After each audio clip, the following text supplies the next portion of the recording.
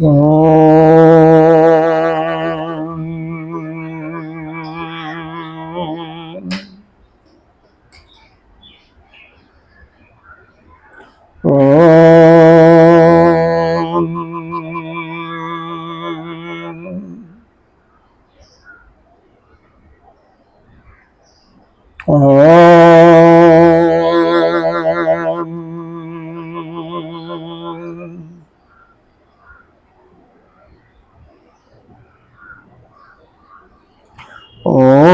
आपायन्तु ममङ्गानि वाक्यप्राणचक्षुः श्रोत्रमथो बलमिन्द्रियाणि च सर्वाणि सर्वं ब्रह्मोपनिषदं माहं ब्रह्म निराकुर्यात् मा ब्रह्म निराकरोत् निराकरणमस्तु अनिराकरणं हि अस्तु तदात्मनि निरतेय उपनिषत्सु धर्मा ये मयि सन्तु ते मयि सन्तु।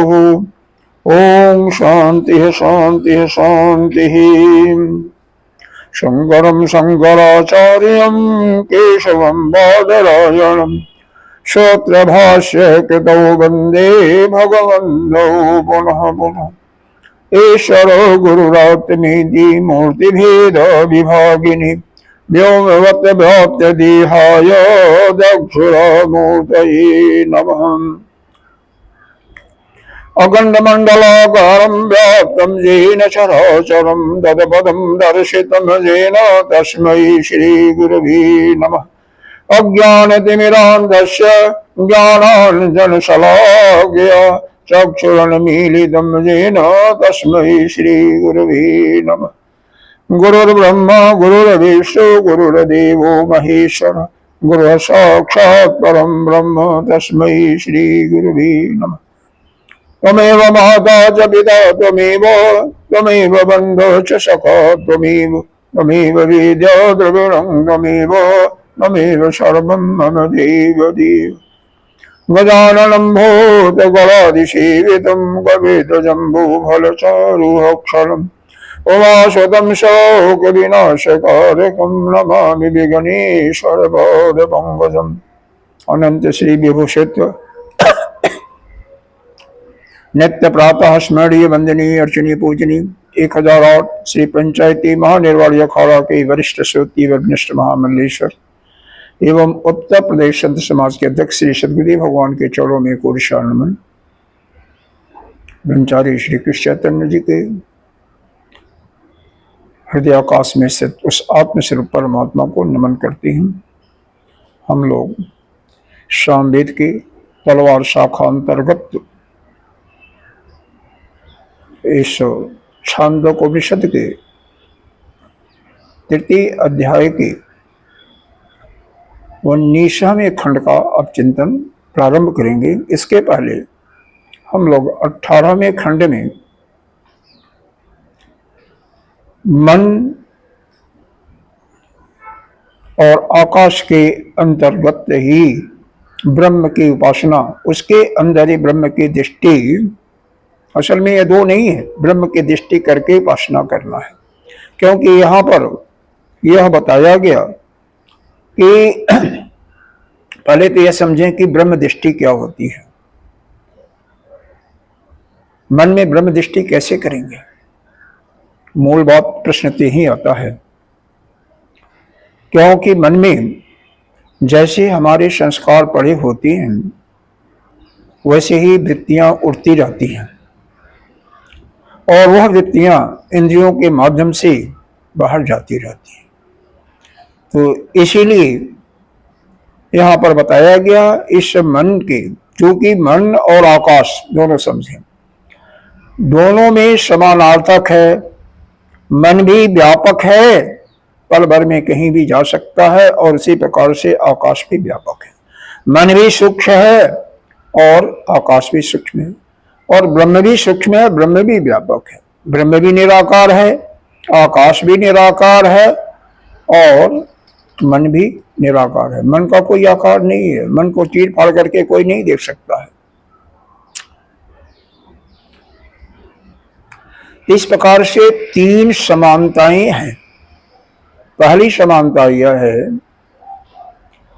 कि मन और आकाश ये दोनों सूक्ष्म से सूक्ष्म है, व्यापक से व्यापक भी है, बड़े से बड़े भी हैं। दूसरा सर्वत्र विद्यमान है। तीसरा निराकार है। ब्रह्म में भी तीनों समानताएं होती हैं। इसीलिए मन को ब्रह्म के रूप में उपासना करना अर्थात मन में ही ब्रह्म दृष्टि लाना। इसको इस प्रकार से भी कह सकते हैं, ब्रह्म में मन को ले जाना, क्योंकि ब्रह्म ही मन है, मन ही ब्रह्म है, तो मन को ब्रह्म के तरफ उन्मुख करना। वह ब्रह्म चेतन स्वरूप अपने इस हृदय पुंडिकास्थ में ही, पुंडिकाक्ष में ही स्थित है, अपने हृदय कमल में स्थित है, तो उसको उसी में स्थित करना, अर्थात मन से उसी का चिंतन करना। तो कैसे चिंतन होगा? मन जो है यह इंद्रियों के साथ जुड़ जाती है। जब इंद्रियां अपने विषय में जाती है तो यह जुड़ जाता है, तो उन विषयों का रस भोगता है। इसीलिए मन के चार पाद बताए गए। पहला वाक, दूसरा प्राण, तीसरा चक्षु और चौथा श्रोत। इसी प्रकार से इसको हमने अध्यात्म उपासना कहा गया है। यहां पर आकाश को अगर लेते हैं तो उसके भी चार पैर बताए गए, चार पाद। कौन कौन? पहला अग्नि, दूसरा वायु, तीसरा आदित्य और चौथा बताया गया दिक्, यानी दिक्पाल, दशो दिशाएं। अब यहां पर यह दैव उपासना है, तो यह दोनों उपासनाओं को एक करके उपासना करना, मतलब मन में दृष्टि क्या करना है कि चूंकि मन का जो पहला पाद है वह वाक इंद्रिय, और उसका देवता क्या है? अग्नि।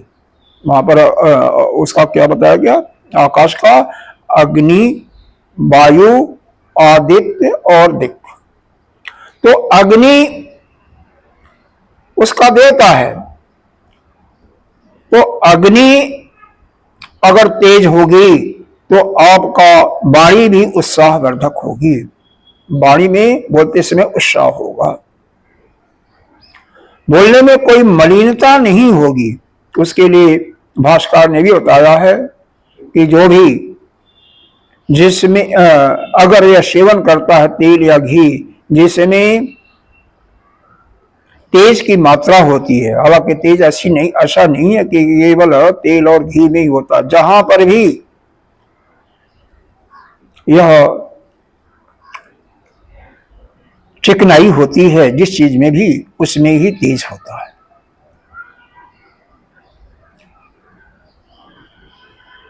तो वाणी हमारी, जो हमारे मन में भाव है वह ठीक से व्यक्त हो और उत्साह युक्त हो, इसके लिए अग्नि को प्रदीप्त करना आवश्यक है, जो उसका देवता है। दूसरा बताया गया प्राण, मन का जो पाद है प्राण, और इसका देव क्या है? वायु। प्राण कैसे चलता है? तो यह घ्राण इंद्रिय से चलता है, वायु के माध्यम से ही, वायु ही इसमें आती है और जाती है, माध्यम यह घ्राण है। तो यह प्राण का चलना यह निर्भर है वायु पर। तो वायु ठीक रहे तो प्राण हमारा क्या होगा? स्वस्थ होगा। इसके लिए हमें प्राण को सूक्ष्म करना होगा, और प्राण को सूक्ष्म करने के लिए आवश्यक है कि यौगिक क्रिया के अंदर प्राणायाम, ध्यान, इनसे प्राण हमारा स्थित होता है। उपासना से भी हमारा प्राण, क्योंकि चित्त की एकाग्रता होती है तो प्राण की गति ऑटोमेटिक सुस्त पड़ जाती है। और जब प्राण जिसका शांत हो जाता है, सूक्ष्म होता है, उसका मन भी, उसके मन की वृत्तियां वह अपने आप ही बंद हो जाती हैं। दोनों एक दूसरे से घनिष्ठ संबंध रखते हैं। तीसरा है चक्षु, और उसका देवता उधर बताया गया आदित्य। अधिदैवत क्या है? आदित्य। तो चक्षु हमारी बाह्य विषयों में कम से कम जाए, चक्षु हमारी दृष्टि ठीक ठाक रहे, उसके आदित्य के आगे आदित्य की उपासना भी बताया जाएगा पूर्ण रूप से। पीछे भी आदित्य की उपासना बताया गया है, वह केवल एक अंग के रूप में बताया गया है। यहाँ पर अगले इस 19वें खंड में सकल संपूर्ण दृष्टि से बताया जाएगा। तो आदित्य अगर ठीक है तो हमारी चक्षु ठीक ठाक रहेगी, हमारी नेत्र दृष्टि ठीक रहेगी, और हम उस पर कंट्रोल करने में समर्थ होंगे। जब हम उसको अपने अधीन कर लेंगे तो बाहर के जगत में न ले जाकर के उसको आत्मा में अपने अंदर ही उसको प्रविष्ट कराएंगे।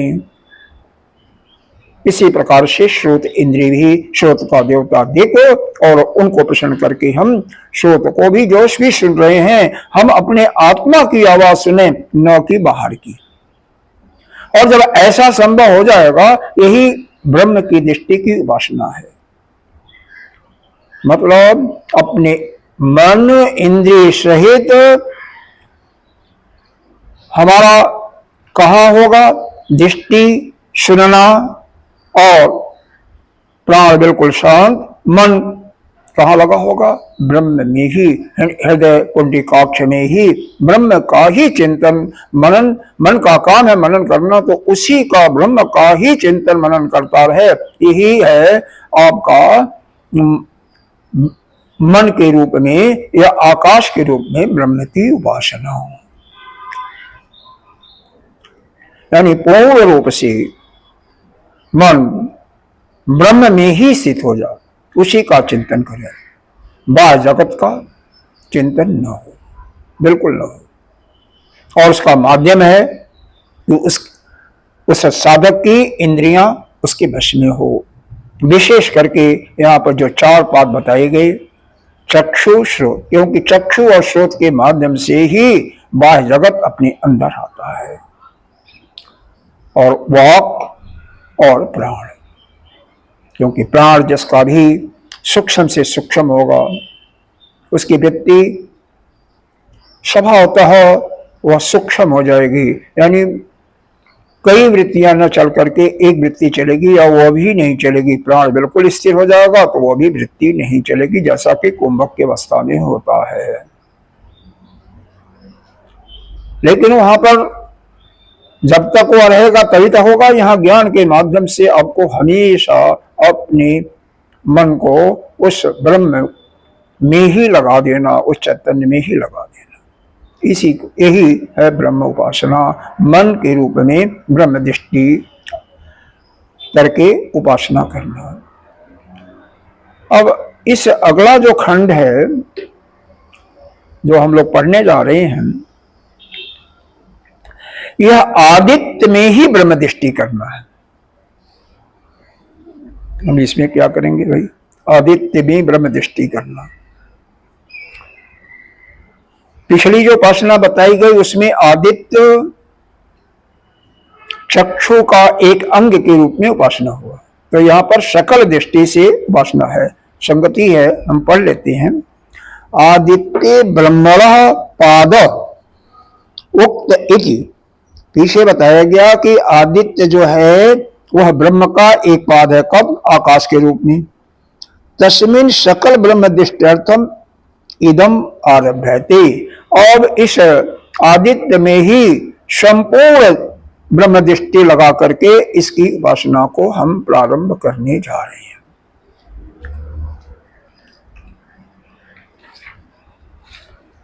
कैसे भाई? मन कैसे इसमें लगेगा? कैसे करना होगा?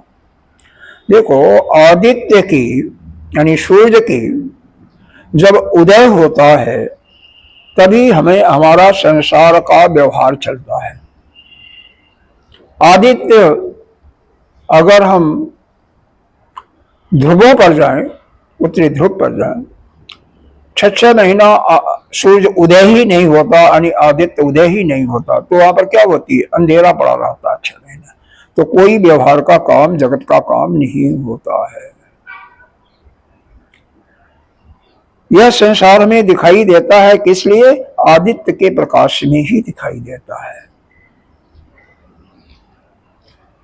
तो हमको आदित्य ही जगत का कारण है ऐसा, और वह ब्रह्म है, लेकिन आदित्य भी एक प्रकार से जगत का कारण हुआ, क्योंकि आदित्य के चलते ही सारा व्यवहार हो रहा है, जो कि हम प्रत्यक्ष देख रहे हैं। तो इसलिए आदित्य को उस ब्रह्म के रूप में चिंतन करना कि आदित्य ही हमारे जीवन का आश्रय है। वैसे भी इस सूर्य को, आदित्य को, हमारे सनातन धर्म के अंदर 5 देवताओं में एक स्थान दिया गया है। हमारे पंचदेव कौन कौन हैं? पंचदेव हमारे हैं, पहले नंबर पर आते हैं गणेश जी, जो कि पृथ्वी तत्व के द्योतक हैं। दूसरे नंबर पर आते हैं शिव जी, जो कि जल तत्व के प्रतीक हैं। तीसरे नंबर पर मां शक्ति मां, जो कि तेज के प्रतीक हैं, अग्नि की प्रतीक है। चौथे नंबर पर सूर्य आते हैं, आदित्य, जो कि वायु तत्व के प्रतीक हैं। और 5वें में विष्णु जी, जो कि आकाश तत्व के प्रतीक हैं। तो यह जो सूर्य है, यानी आदित्य है, हमारे सनातन धर्म में वैसे भी बताया गया है कि इसकी पंचदेव के रूप में उपासना करनी चाहिए।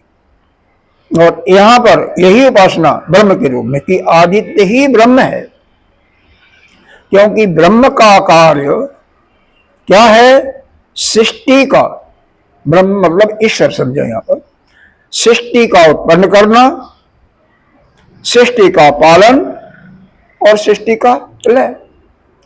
और वही हम आदित्य से भी वही प्राप्त करते हैं। आदित्य जब उदय होता है तो सृष्टि हमारे सामने, यह जगत दिखाई देता है जगत का, और इसी सूर्य के, आदित्य के ही अंतर्गत व्यवहार भी चलता है। और आदित्य यानी सूर्य जब अस्त हो जाता है तो हम लोग क्या करते हैं, जहां पर लाइट की व्यवस्था नहीं होती है, अगर 50 साल के पहले जाएं तो गांव में बिल्कुल अंधेरा रहता था, तो वहां पर सायंकाल ही लोग बाग अपना दीपक कुछ समय के जलाते थे और खा पी करके सो जाते थे। यानी सारा जगत का व्यवहार जो है आदित्य के ऊपर ही निर्भर है। दूसरे शब्दों में हम कह सकते हैं आदित्य के आश्रय में ही हमारा जीवन चल रहा है। तो इसी को लेकर के हम 19वें खंड में चिंतन करेंगे। पहला मंत्र पढ़ते हैं। आदित्यो ब्रह्म इति आदेशः, पढ़िए, यह 317 पेज पर है। आदित्यो ब्रह्म इति आदेशः तस्य उपव्याख्यानम् असत एव इदम अग्र आसीत तत्सत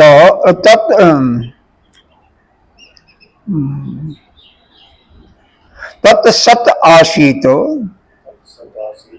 तत्संभवति तत् अंडम निर्वर्तत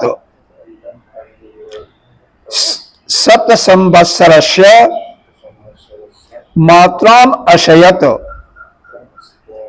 तन निर्भेद्यत ते अंड कपाले रजतम च सुवर्णम च अभवताम। यानी अर्थ देखिए, आदित्य ब्रह्म आदेश, मतलब आदित्य ही ब्रह्म है ऐसा आदेश है, ऐसा उपदेश श्रुति ने किया है। अब इसी की तस्य उपव्याख्यानम, इसी का व्याख्या जो है अब यहां पर की जा रही है। आदित्य ब्रह्म इति आदेश, श्रुति ने आदेश पहले दिया हुआ जगह जगह कि आदित्य ही ब्रह्म है, ऐसा उपदेश है। और ऐसा उपदेश है तो यहाँ पर क्या किया जा रहा है, तस्य उपव्याख्यानम, तो इसी का यहाँ पर व्याख्या की जा रही है कि आदित्य ही ब्रह्म है, इसकी व्याख्या की जा रही है। आगे देखिए, असत एव इदम अग्र आशित। सृष्टि के प्रारंभ में असत, असत का मतलब होता है अव्याकृत। अव्याकृत मतलब जिसमें कोई कार्य इत्यादि नहीं होता है, यानी एक प्रकार से अभाव कर सकती हैं। तो सृष्टि के आरंभ में क्या था, असत ही था, ये जगत क्या था, असत ही था। हालांकि इसी उपनिषद में आगे छठे अध्याय में शुरू में ही, प्रारंभ से ही इसका खंडन किया जाएगा कि असत से सत्य की उत्पत्ति नहीं हो सकती है। वैशेषिक वालों का मत है असत से असत का ही उत्पत्ति होता है, और सांख्य दर्शन का है सत्य से सत्य की उत्पत्ति होती है। तो वहां पर यह खंडन किया गया है कि असत से सत्य की उत्पत्ति हो ही नहीं सकती। इसलिए यह सृष्टि में पहले क्या था, सत था, असत नहीं था, एक मात्र अद्वितीय सत्य ही था। लेकिन यहां पर चूंकि मंत्र में लिखा हुआ है तो हम इसको इग्नोर भी नहीं करेंगे। तो यह क्या हुआ, यह तत् तत् तत् असत एव इदम अग्रासित। तो सृष्टि में शुरू में असत के रूप में ही सृष्टि थी, लेकिन तत्सत, वहां पर सत्य भी था। सत्य कैसे था, वह सत्य हुआ तो यह समझें कि सत्य हुआ तभी तो सृष्टि में यह सब दिखाई दे रहा है, क्योंकि उससे पैदा नहीं हो सकता है, इसका निषेध किया गया है।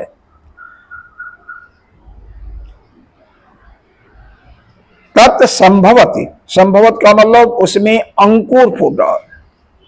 जो प्रकृति अव्यक्त रूप में दिखाई दे रही है, अव्यक्त रूप में दिखाई दे रही है, उसमें समय पड़ने पर क्या हुआ, बीज फूटा, अंकुरण।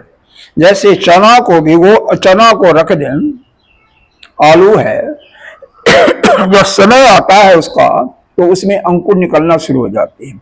चने में थोड़ा सा भिगो दें, गेहूं हो, कोई भी चीज हो, छोड़ दें, फिर उसके बाद तो उसमें अंकुर आ जाएगा।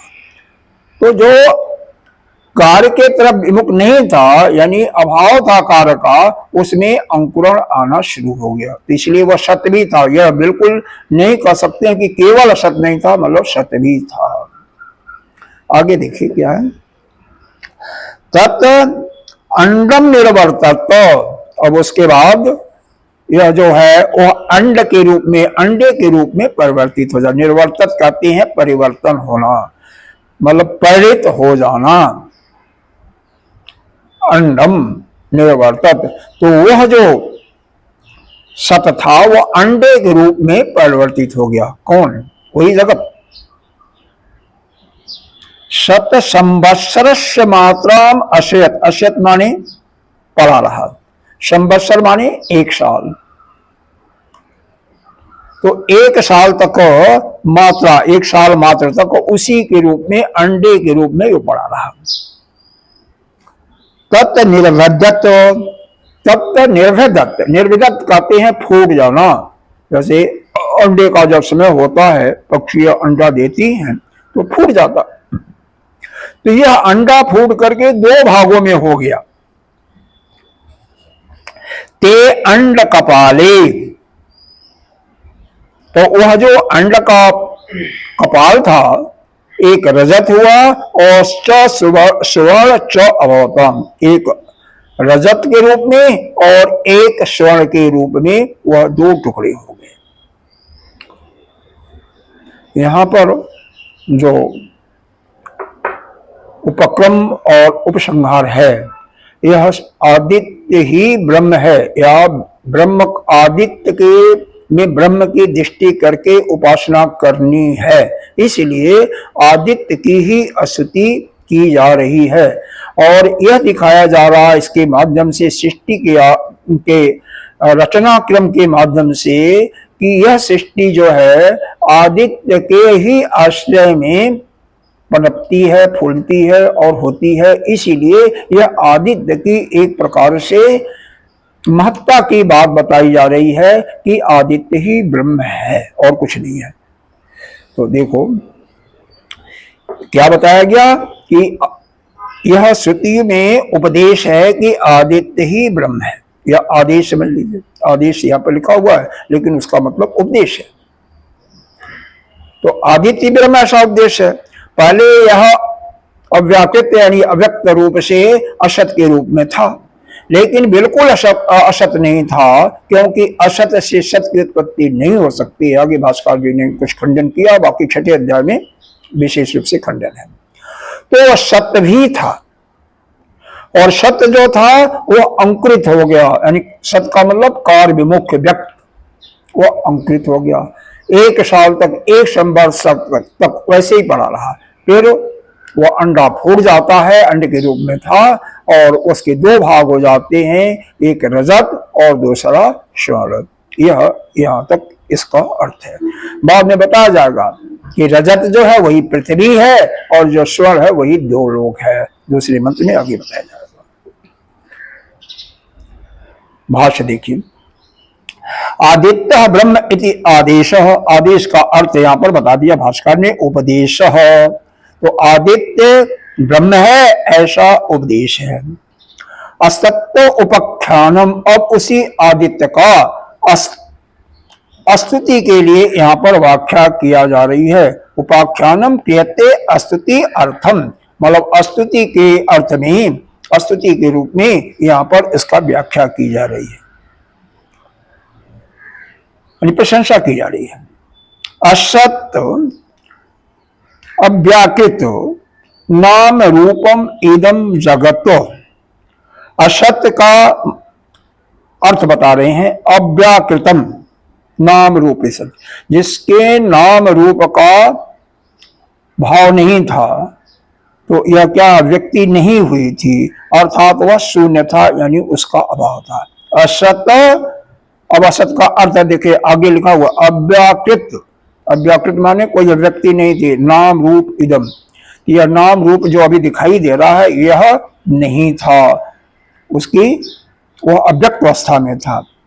जगत शेषम, जगत अशेषम अग्रे, यह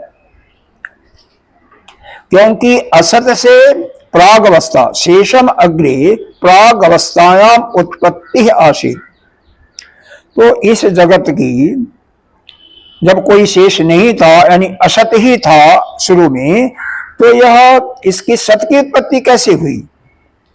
तो इस प्रकार 9, तो यहां पर भास्कर ने दिया 9, यानी यह इसकी उत्पत्ति नहीं संभव है, असत से सत की उत्पत्ति नहीं है। 9 असत एव, मतलब इस प्रकार से असत एव, असत एव का मतलब निश्चयात्मक है ये शब्द।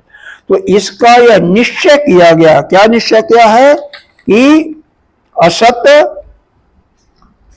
यह जो कार्य काल का नहीं था, यानी इसका असत, यह जो बताया गया सृष्टि के रूप में, यह प्रारंभ में असत था, इसका प्रतिषेध किया गया है। कहाँ किया गया है? तो छठे अध्याय में किया गया है। इसी उपनिषद में छठे अध्याय में इसका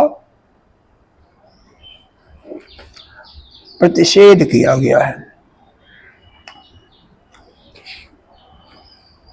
अब इसके बाद पूर्व पक्षी प्रश्न पूछ रहा है, ननु यह असत एव इति विधानात् विकल्पस्य, क्या पूछ रहा है कि ननु, ये प्रश्न है, यह तो क्या यहां असत एव इति, असत एवी असत का विधान होने से, विधानात् विकल्पस्य, क्या उसका विकल्प हो सकता है?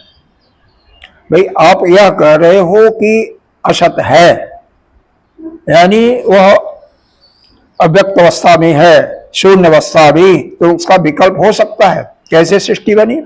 तो भाष्यकार कह रहे न, ऐसा नहीं। क्यों नहीं? कि क्रिया इव वस्तूनि विकल्प अनुपत्ति, तो जैसे क्रिया होती है, क्रिया इव, तो क्रियाओं के समान में कोई वस्तु का विकल्प नहीं होता है। कोई वस्तु होती है, कोई पीला है तो पीला ही रहेगा, उसमें वह रेड नहीं हो जाएगा, काला नहीं हो जाएगा। तो वस्तु में किसी प्रकार का कोई विकल्प नहीं होता है, यह यहां पर बता रहे हैं। न क्रिया एव वस्तूनि विकल्प अनुपत्ति, कि वस्तु में किसी प्रकार का विकल्प होना संभव नहीं है। तो यह उसका प्रश्न था पूर्व पक्षी का कि ननु यह असत एव इति विधानात्, क्या यहाँ यह असत का विधान होने के कारण क्या विकल्प असत, क्या विकल्प हो सकता है? तो बता दिया भाष्कर ने, नहीं, क्योंकि यह क्रिया जैसे होती है, जो कर्म हम करते हैं इसको क्रिया करते हैं, तो क्रिया के समान वस्तु में विकल्प नहीं होता, अनुपत्तते, यानी वह संभव नहीं है। फिर पूर्व पक्षी प्रश्न पूछ रहे हैं, कथम, कैसे? तो फिर तरहि इदम असत एव इति, तो यह जो शब्द है इदम असत एव इति, यह जो मंत्र में देखेंगे इदम असत एव शब्द है, तो उसके लिए पूछ रहे हैं कि तो यह वाक्य में क्यों कहा गया, यह ऐसा क्यों कहा गया? तरहि इदम असत एव इति, तो यह असत था, ऐसा क्यों कहा गया? तो सिद्धांती इसका उत्तर दे रहे हैं, न उवाच, हम पहले बता चुके हैं, क्या उवाच कर चुके हैं? वाचम अव्याकृत नाम रूप, तो असत इव आसीत, असत इव असत इति, यह यहां पर है न वाचम अव्याकृतम नाम रूपत्वात् असत इव असत इति। पहले बता चुके हैं नाम रूप की अव्यक्ति जो है व्याकृतम, क्योंकि अलज्ञा अव्याकृतम, तो इसका मतलब नाम रूप की अव्यक्ति न होने के कारण क्या है? असत इव, यह सृष्टि क्या थी? असत ही थी, असत होने के कारण असत इति, असत ही था। भाई जिसका नाम रूप का अभाव होता है उसको क्या कहते हैं? असत कहते हैं। तो यही बता रहे हैं भाष्यकार जी कि ऐसा नहीं है, हम पहले बता चुके हैं कि नाम रूप की कोई अभिव्यक्ति नहीं थी, इस कारण से यह असत होने के कारण यह असत ही था। फिर पूर्व पक्षी प्रश्न पूछ रहा है कि ननु एव शब्दो अवधारणार्थ, किंतु यहां पर एव शब्द जो आया हुआ है यह निश्चयात्मक के लिए है, निश्चय के लिए है। तो सिद्धांति पक्ष उत्तर दे रहे हैं, सिद्धांति सत्यम एवं, यह सत्य है, यह तो ठीक है, न तो सत अभावम अवधारयति, लेकिन यह सत्ता के, सत्य के अभाव का निर्धारण नहीं करता है, अभाव का निश्चय नहीं करता है। तो सत्य है, उसके अभाव का यह निश्चय नहीं करता है। बाकी यह आपका कहना ठीक है कि एव यह शब्द निश्चयात्मक है, लेकिन यह सत्य के अभाव का नहीं करता है, बल्कि वहां पर शब्द है असत्य है, तो यह सत्य का अभाव का निश्चय नहीं करता। तीन तरह ही पूछ रहा है फिर पूर्व पक्षी, तो फिर क्या करता है भाई बताओ? सिद्धांति फिर उत्तर दे रहे हैं, व्यकृत नाम रूप अभावम अवधारयति, यह जो व्यकृत, यह नाम रूप के अभाव का निश्चय करता है। यानी यह सृष्टि क्या है, सृष्टि के प्रारंभ में यह जो थी नाम रूप नहीं था, उसी का यह निश्चय करता है। नाम रूप व्याकृत विषय सत्य शब्द प्रयोगो दिष्ट, कह रहे हैं सत्य शब्द का प्रयोग किया गया है, तो यह नाम रूप व्यक्त हो जाते हैं तब यह सप्त रूप प्रयोग किया जाता है। तत् च नाम रूप व्याकरणम आदित्य आदित्य एततम प्रायशो जगतः। यह किसके देखा गया है? नाम रूप व्याकरण आदि आदि आदित्यात् इतम प्रायशो जगतः। तो यह जो कि नाम रूप व्यक्त हो गए हैं, यह नाम रूप यानी व्याप्त हो गए हैं, उन पदार्थों के विषय में प्रायशो जगतः वह देखा गया है। और जगत के नाम रूप की अभिव्यक्ति इसके है आदित्यम प्रायशो जगतः, आदित्य के अधीन है। देखो यहां पर जो है दोबारा इसको देखिए, तत् नाम रूप व्याकरणम, यह नाम रूप का जो व्यक्त हो गए हैं यह किसके अधीन है? तो बता रहे हैं इन पदार्थों के विषय में देखा गया है, लेकिन यह है आदित्य आदित्य तम प्रायशो जगत, यानी आदित्य के अधीन ही यह नाम रूप जो है जगत का अभिव्यक्ति उसी के अधीन है। तद अभावी, क्योंकि सूर्य के अभाव में ही अंधम तमह, पूरा अंधकार हो जाता, घोर अंधकार हुआ। इदम न प्रागेत किंचन, और यह जगत कुछ भी नहीं जाना जाता। जब सूर्य का अभाव हो गया तो कुछ नहीं दिखाई देता, तो जब कुछ दिखाई नहीं देगा तो क्या होगा? न प्रागेत किंचन, कुछ भी नहीं जाना चाहता। इति तत् अस्तुति परे वाक्य, इसीलिए आदित्य के यह अस्तुति परक वाक्य में सदपीतम प्राग उत्पत्ति, सत होने पर भी सृष्टि के उत्पत्ति के पूर्व जगत असत एव इति आदित्यम असत ब्रह्म दृष्टित्वाय, तो यह जगत असत ही था ऐसा कह करके यह सूचित करने के लिए कि आदित्य जो है ब्रह्म दृष्टि के योग्य है उसकी स्तुति करती है। इतना पहले समझ लें। अभी पूर्व पक्षी में और सिद्धांती पक्ष में दोनों में यह खंडन हुआ। उसका कहना यह था कि असत एव, यह जो मंत्र में आया है, क्या इसके विधान होने के कारण इसका विकल्प हो सकता है? क्या सत हो सकता है? तो सिद्धांती ने बता दिया कि नहीं, ऐसा नहीं है, क्योंकि क्रिया का भेद होता है। क्रियाओं में परिवर्तन होने के कारण जो वस्तु में कोई परिवर्तन नहीं होता है। तो उसका कहना यह था कि असत एव शब्द क्यों कहा गया? फिर इसके लिए बताया गया कि नाम रूप की अभिव्यक्ति जहां नहीं होती है उसको असत ही कहती हैं, क्योंकि अव्यक्त अवस्था में जब जगत था तो वहां पर असत शब्द कहा गया। फिर ये शब्द जो निश्चार्थक है, प्रश्न ऐसा पूछा जाने पर सिद्धांत पक्ष ने बताया कि ठीक है, लेकिन यह सत्य के अभाव का निश्चय नहीं करता, यह अव्यक्त के ही अभाव का अव्यक्त का निश्चय करता है, बल्कि सत्य के अभाव का निश्चय यह नहीं, अभाव का निश्चय नहीं करता, जिसका मतलब सत्य था। तो फिर क्या करता है? तो इसके बताया कि नाम रूप के अभाव का यह निश्चय करता है कि नाम रूप नहीं है अर्थात अव्यक्त है, इसीलिए वहां पर असत शब्द कहा गया। क्योंकि उसका दृष्टांत दिया कि यह नाम रूप की अभिव्यक्ति सूर्य के आश्रय में ही होती है। जब सूर्य उदय नहीं होता है तो अंधेरा हो जाता है, घोर अंधकार हो जाता है।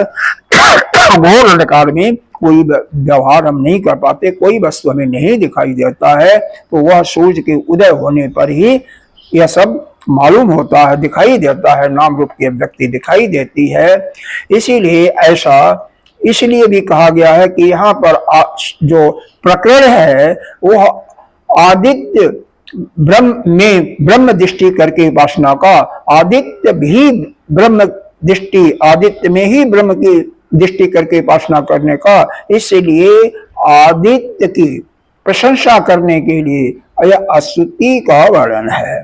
तो आदित्य ही ब्रह्म है, यानी आदित्य में ब्रह्म, आदित्य ब्रह्म है, ऐसा दृष्टि करके उपासना करने के लिए बताया गया कि सृष्टि में पहले यह जो असत था, असत का मतलब अव्याकृत अवस्था में था, चूंकि सूरज अंधेरा हो जाता है, बिल्कुल नहीं उदय होता है, तो घोर अंधेरा होता, तो वह सृष्टि क्या होगा, वहां पर सत्य कोई दिखाई नहीं देता, तो इसलिए वह असत ऐसा कहा गया है। और सूर्य के उदय होने के बाद वह उसमें अंकुरित पड़ जाता है, वह सत्य दिखाई देने लगता है।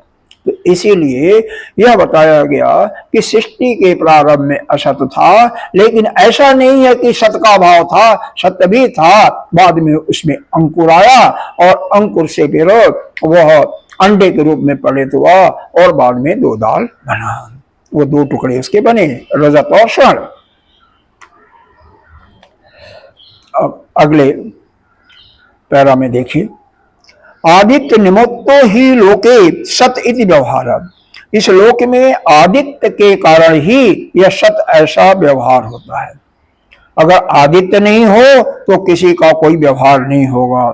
जैसे एक दृष्टांत दिया गया, यथा जिस प्रकार से सत एव इदम राज्ञ कुलम सर्वगुण संपन्ने पूर्व बर्मणि राजन असत इति तद्वत्, अगर कोई राज सभी सर्वगुण संपन्न से राजा हो, अगर उसका कोई संतान न हो तो वह राजवंश क्या हो जाता है, नहीं सा रह गया, ऐसा कहा जाता है। तो इस प्रकार से यहाँ पर यह समझना चाहिए कि जब आदित्य नहीं था और आदित्य के न होने से वह सृष्टि अव्याकृत रूप में थी, इसलिए वहां पर असत कहा गया। लेकिन ऐसा नहीं कि वह सत्य ही था, बल्कि क्योंकि वह आदित्य के उदय होने से वह सत्य रूप में परिणत हो जाता था, सत्य। न च सत एवं सत एवं वे वह इह जगतः प्रतिपिपादिशीतम, तो क्योंकि यहाँ पर जगत की सत्ता का या उसके सत्ता का प्रतिपादन करना अभिष्ट नहीं है। प्रतिपादन, अभिषितम माने अशितम का मतलब अभिष्ट, पीछे न आया तो इष्ट नहीं है, अभिष्ट नहीं है, प्रतिपादन। तो जगत के सत्ता का प्रतिपादन करना यह हमारा विषय यहाँ पर नहीं है। क्यों, हमारा विषय क्या है, आदित्यो ब्रह्म इति आदेश प्रत्यात, क्योंकि आदित्य ऐसा है आदेश की आदित्य ब्रह्म है, ऐसा आदेश करने का हमारा उपक्रम है, ऐसा प्रकरण है। उपसंहार भी इसी प्रकार से होता है, उपसंहर्षित इति अंते, अंत में इस प्रकार से उपसंहार किया गया है कि आदित्यम ब्रह्म इति वास्ते, ऐसा कह करके श्रुति ने उपसंहार करेगी कि आदित्य ब्रह्म है और ब्रह्म आदित्य ब्रह्म है, ऐसा उपासना करनी चाहिए।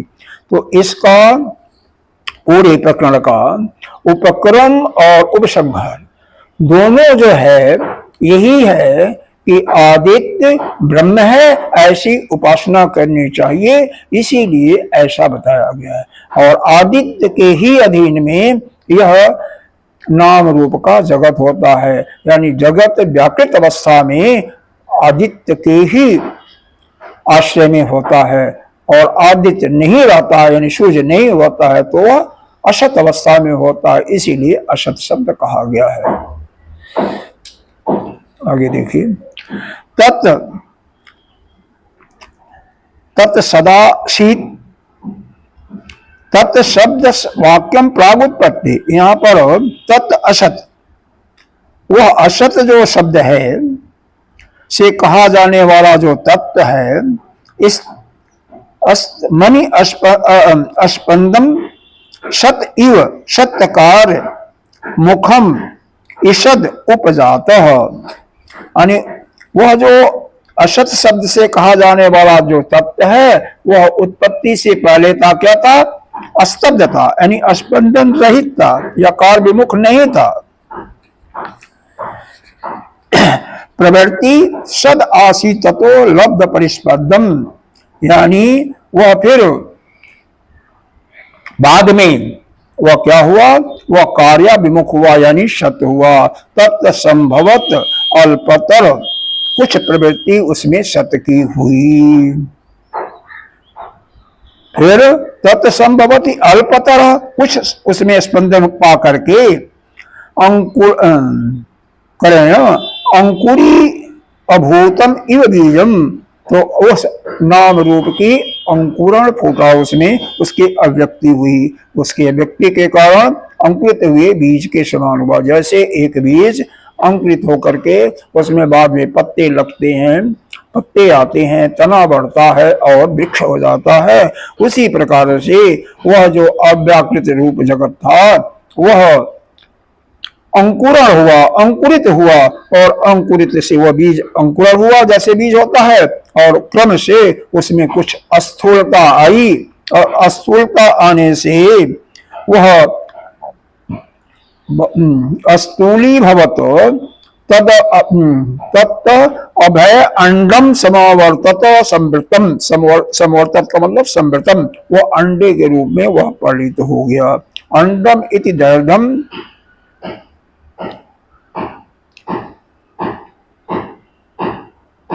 छांदसम, यह आंडम जो है यह दीर्घ प्रयोग एक वैदिक है, इसके लिए बता रहे हैं। मतलब यह बताया गया कि पहले वह असत्य ही था, यानी किसी प्रकार के उसमें, इस जगत में किसी प्रकार का स्पंदन नहीं था, कोई उसमें हिलडुल नहीं था, वह बिल्कुल स्थिर था, शून्यवत मालूम होता था। लेकिन बाद में इस सूर्य के प्रभाव से उसमें कुछ कंपन हुआ और वह अंकुरण हुआ, जैसे बीज जो है अंकुरित हो जाता है पानी और प्रकाश से, तो उससे उसमें भी कुछ स्फुरण हुआ, और उस स्फुरण से, स्पंदन से वह अंडे के रूप में परिणित हो गया। यह इसका भाव है, यह वैदिक ही है शब्द, ऐसा बताया गया। लास्ट पैरा इसको देखो। तत् अंडम संवत्सरस्य कालस्य, संवत्सरस का मतलब काल का है, प्रसिद्धि है। संवत्सर जो है काल की एक इकाई है, उसी को कह रहे हैं तत् अंडम, वह अंडा जो है संवत्सरस मतलब काल के प्रसिद्ध है, मतलब संवत्सर जो है काल की इकाई है। तो संवत्सर के मात्रा में परिणाम अभिन्न स्वरूप एव अशयत स्थितम बभूव, तो यह संवत्सर का मान होता है 1 वर्ष तक। तो उसी प्रकार से वह 1 वर्ष तक वह अंडज के रूप में ही, यानी अंडे के रूप में ही वह पड़ा रहा। तो ये अंडा बना, फिर उस अंडे के रूप में 1 साल तक रहा।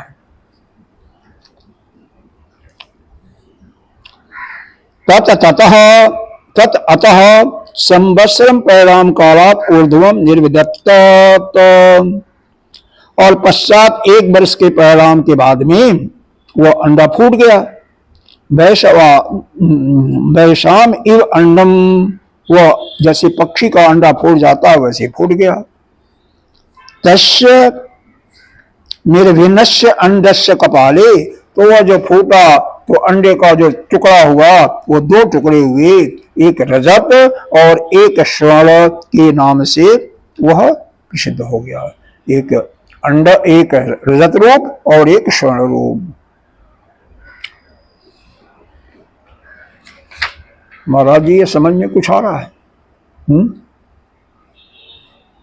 दृष्टि कहाँ आपकी है, कुछ अलग है?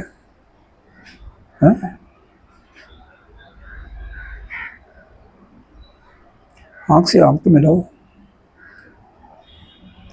चलो, यहां पर जो पूरा इतना यहां पर जो डिस्कशन चला है, तर्क पूर्व पक्षी और सिद्धांत पक्ष में वह विषय एक ही है, सत्य या असत्य। यह सृष्टि असत्य थी ऐसा मंत्र में असद में शब्द लिख दिया गया, इसी के ऊपर चला है। क्योंकि छठे अध्याय में सृष्टि का जहां वर्णन आया है वहां पर यह बताया गया यह सृष्टि प्रारंभ में सत्य रूप में ही थी, वहां पर असत शब्द नहीं आया है। असत का पूरा खंडन किया गया है। असत्य यह बौद्धों ने और यह जो है आपका न्याय दर्शन वाले और विशेष करके वैशेषिक ने, इन्होंने ही माना है कि असत्ता या सत्य को नहीं मानते हैं। तो इसलिए यहाँ पर पूर्व पक्षी वाला भी वैशेषिक का रहा होगा या बौद्ध का या न्याय पक्ष का, न्याय दर्शन का। उसने कहा कि यह असत्य जो लिखा हुआ है तो असत था, असत को सत्य में कैसे कर रहे हो। तो यहाँ पर यह बताया जा रहा है कि नहीं, असत्य का प्रतिषेध छठे अध्याय में किया गया है। तो वह असत्य था, इसका मतलब यह नहीं था सत्ता, तो सत्य ही था, सत्य था। और असत्य क्यों लिखा गया तो बताया कि भाई जब उसमें कोई स्पंदन नहीं था, सूर्य का अभाव था, तो अंधकार था, तो उसमें कोई स्पंदन न होने के कारण वो क्योंकि नाम रूप की अभिव्यक्ति नहीं थी, इसलिए असत कहा गया। और नाम रूप की, क्योंकि नाम रूप की अभिव्यक्ति तो सूर्य के अधीन है, सूर्य के आश्रय में है। क्योंकि सूर्य जब नहीं उदय होता है, अंधेरा रहता तो घोर अंधेरा छा जाता है, उसमें नाम रूप की अभिव्यक्ति नहीं दिखाई देती है। तो सूर्य के ही रहते, सूर्य के आश्रय में ही नाम रूप की अभिव्यक्ति दिखाई देती है। तो नाम रूप जगत व्यवहार, सारा व्यवहार क्या होता है, सूर्य के ही आश्रय में होता है। तो इसीलिए वहां पर असद शब्द यह कहा गया। और वह असद के रूप में, यानी पृथ्वी पूरी यह जगत क्या था, असत के रूप में ही था। और बाद में वह उसमें अंकुरण आया और अंकुरण 1 साल तक उसी के रूप में पड़ा रहा, 1 संवत्सर तक। और 1 संवत्सर के बाद वह फूट करके उसमें 2 पाल हो गए, एक रजत और एक स्वर्ण। अब अगले मंत्र में ये बता रहे हैं कि रजत क्या है, स्वर्ण क्या है। तो उसके लिए दूसरा मंत्र पढ़ते हैं। तद यत रजतः सेयम,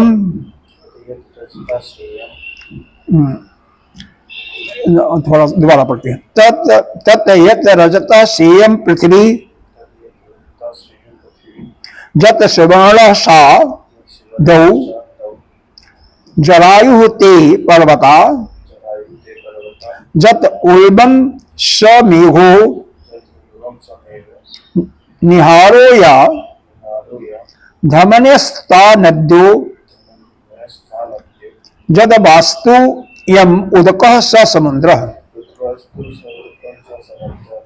क्या बता रहे हैं, तद यत, तत् यत का मतलब क्या है, उनमें, तद माने उनमें, यह जो रजतः सेयम, जो रजत खंड हुआ वही पृथ्वी हुआ।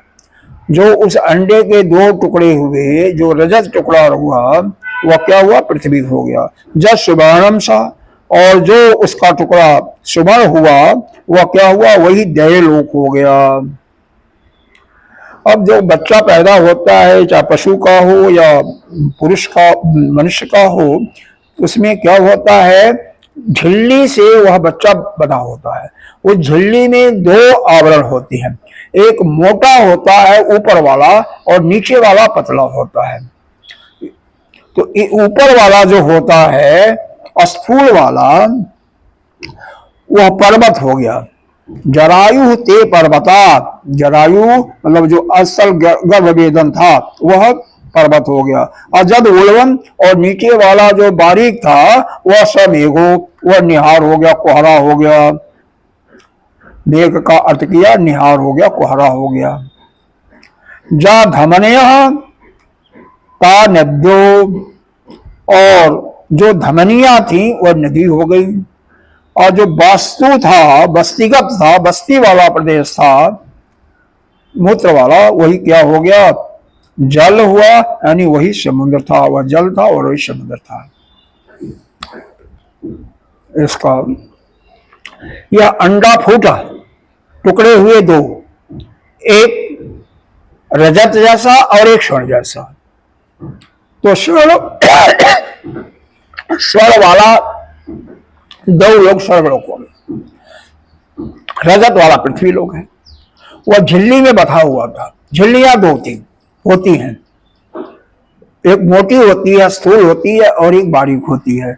स्थूल वाला जो है वही पर्वत हो गया, बारीक वाला वही क्या हुआ, वह कोहरा हो गया। और जो इसमें धमनियां थी वह धमनियां ही नदी हो गई। और उसमें जो बस्ती प्रदेश था जहां पर मूत्र इत्यादि होता है वही समुद्र बन गया। यह इसका भाव है। इसका भाष्य छोटा सा पढ़ लेते हैं, हो जाएगा। ततयो कपालयो रजतम कपालम आसीत। तत तयो मतलब तत् माने उन, तयो माने उन जो खंड हुए कपाल, उन कपालों में जो रजत में कपाल था, रजतम कपालम आसीत, जो रजत रूपी कपाल था, स अयम पृथ्वी, वही यह पृथ्वी है। मतलब जो टुकड़े बने, तत अयो तत तयो तत तयो कपालयो, उन दो कपालों में था जो रजतम कपाल था, वह स अयम पृथ्वी, वही पृथ्वी है।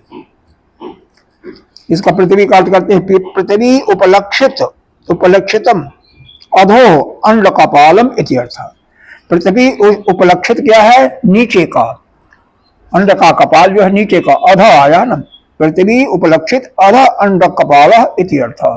तो नीचे वाला जो कपाल था वही पृथ्वी बना, यानी जो रजत था वही पृथ्वी बन गया। जस सुपालम कपालम, और जो सोने वाला कपाल था वो उसको देखो, सा देवलोक उपलक्षित ऊर्ध्वम कपालम इति अर्थ, वही देवलोक बना जो कि उपलक्षित किया गया ऊर्ध्व कपाल जो था, यानी मोटा वाला अस्थूल कपाल था, वही स्वर्गलोक बन गया। जत जरायु, और जो जरायु था, जरायु का अर्थ दिया इन्होंने गर्भ परिवेष्टम अस्थूल अंडस्य, वह जो गर्भ जिसमें था उसका जो अस्थूल वाला भाग था, वह दिवस कली भाव काल आशित, वह क्या हुआ, इसका अर्थ दिया ते पर्वता बभू, वह पर्वत हो गया। दिवेश कली भाव काल का पर्वत हो गया, पर्वत। तो मोटा वाला जो था उस अंडे का, गर्भ के समय जो जरायु था उसका पर्वत बन गया।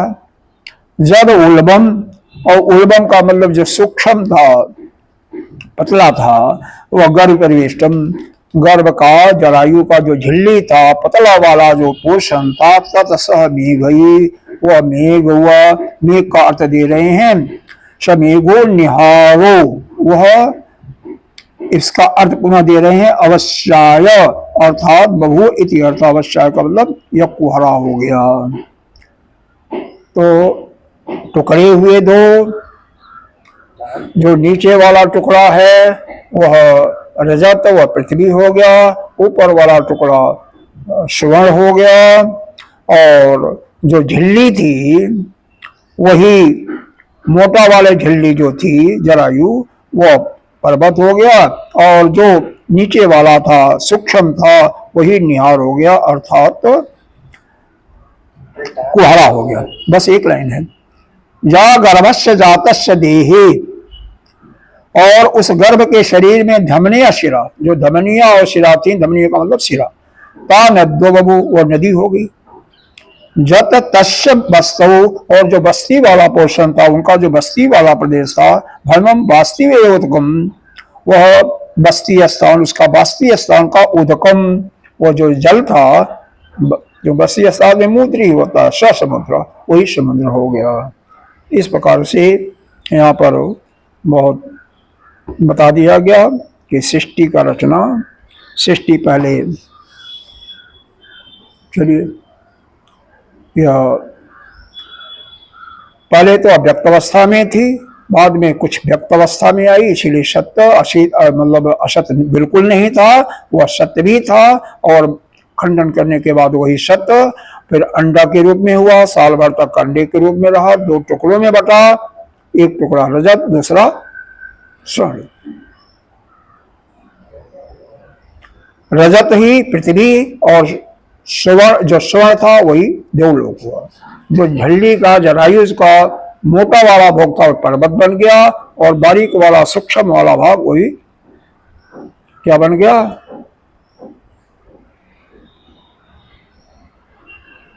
सूक्ष्म वाला भाग क्या बन गया, सूक्ष्म वाला जो भाग बन गया वही निहार बन गया, यानी कोहरा बन गया। और गर्भ के शरीर में जो धमनियां थी, शिराएं थी, वो नदी बन गई, और जो बस्ती वाला भाग था वही समुद्र बन गया। यहीं की पर इसकी समाप्त होता, आगे का कार्यक्रम कर। ओम पूर्णमदः पूर्णमिदं पूर्णं दच्यते पूर्णस्य पूर्णमादाय पूर्णमेवावशिष्यते। ओम शांति शांति शांति।